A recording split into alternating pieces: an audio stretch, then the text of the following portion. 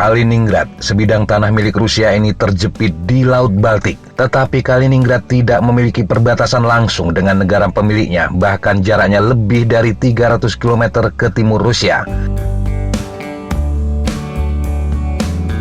Tidak seperti kebanyakan orang Rusia, penduduknya sering bepergian ke Uni Eropa. Pusat kota berjarak 120 km dari perbatasan Lituania dan sekitar 50 km dari Polandia. Pada akhir pekan dan hari libur nasional terjadi kemacetan panjang di kedua perlintasan perbatasan. Gdansk, kota pelabuhan terdekat di Polandia, adalah tujuan yang sangat populer.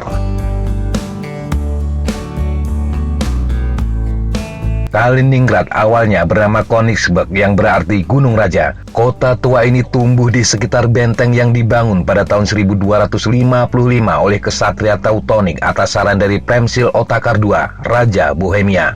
Situs pertamanya berada di dekat kota nelayan Stendam, tetapi setelah dihancurkan oleh Prusia pada tahun 1263, Königsberg dibangun kembali di dekat tempat kota itu sekarang berdiri. Königsberg menerima hak sipil pada tahun 1286 dan memasuki Liga Hanseatic pada tahun 1340.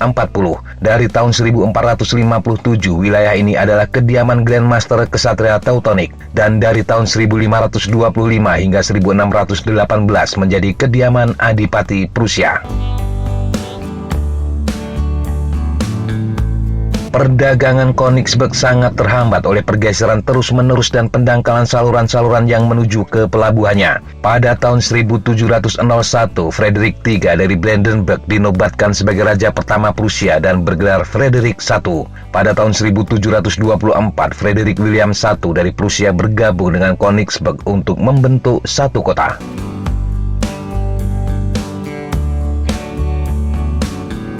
Königsberg menderita parah selama Perang Napoleon dan merupakan tempat musyawarah yang menyebabkan pemberontakan berhasil Prusia melawan Napoleon. Selama abad ke-19, pembukaan sistem kereta api di Prusia Timur dan Rusia memberikan dorongan baru bagi perdagangan kota. Di bawah Prusia dan kemudian Jerman, kota ini menjadi pangkalan angkatan laut utama di Laut Baltik dan kunci pertahanan perbatasan timur. Benteng modernnya dimulai pada tahun 1843 dan selesai pada tahun 1905.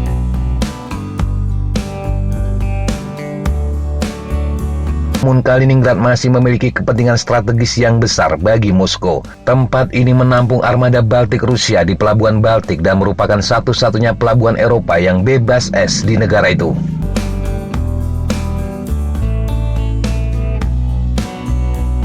Ketika hubungan antara Rusia dan NATO serta Amerika kembali tegang, Kaliningrad juga menjadi wilayah yang sangat sensitif. NATO dan Amerika memberikan perhatian khusus pada wilayah ini karena bisa menjadi titik penting serangan Rusia terhadap wilayah Eropa. Amerika dan sekutu NATO telah dibuat cemas dengan keputusan Rusia untuk memperkuat militer mereka di Kaliningrad. Kekhawatiran NATO ini didasarkan pada sejumlah sistem senjata Rusia yang diinstal di wilayah tersebut. Beberapa di antaranya mampu melakukan serangan langsung ke kota-kota besar di Eropa. Rusia sendiri menegaskan mereka berhak menempatkan senjata di wilayah mereka sendiri. Rusia juga mengatakan bukan senjata mereka di Kaliningrad yang merusak keseimbangan militer sebagaimana dituduhkan NATO. Justru kekuatan NATO dan Amerika yang ditumpuk di sepanjang perbatasannya menjadi masalah serius. Rusia mengecam keputusan Pentagon menempatkan sistem rudal pertahanan mereka di sejumlah negara Eropa termasuk Rumania. Meski disebut sebagai rudal pertahanan dan diperuntukkan untuk melawan rudal Iran dan Korea Utara, Moskow melihat hal itu hanya sebatas alasan. Sistem pertahanan rudal Amerika diduga oleh Rusia bisa segera berubah dengan cepat menjadi sistem rudal yang mampu menyerang negara lain, termasuk Rusia. Selain Iskander, Rusia telah menempatkan sistem pertahanan udara S-400 dan sistem pertahanan pantai yang mumpuni di Kaliningrad. Angkatan Udara Rusia juga menempatkan skuadron Su-27 di wilayah ini. Flanker yang ditempatkan di Kaliningrad dikenal sangat sibuk dan agresif dalam menghadang pergerakan pesawat militer NATO. Jika pada akhirnya pecah perang Rusia-NATO, hampir pasti Kaliningrad akan menjadi wilayah yang paling diperebutkan. Ujungnya, kota ini bisa kembali mengulang sejarah kehancuran.